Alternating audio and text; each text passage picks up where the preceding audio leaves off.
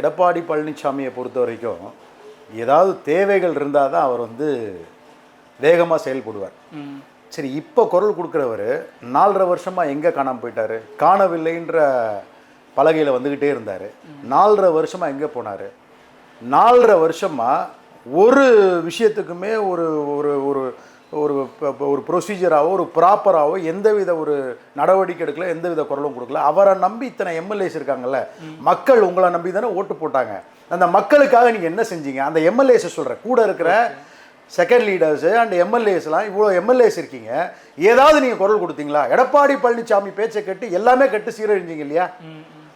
இதனால் அதிமுகவுக்கும் பிரயோஜனம் கிடையாது, மக்களுக்கும் பிரயோஜனம் கிடையாது. ஃபர்ஸ்ட் ஆஃப் ஆல் நீங்கள் உண்மையாகவே உழைச்சி கஷ்டப்பட்டு ஒரு சீஃப் மினிஸ்டராக வந்திருந்தீங்கன்னா அதோடைய பெயின் தெரியும், மக்களுடைய பெயின் தெரியும்.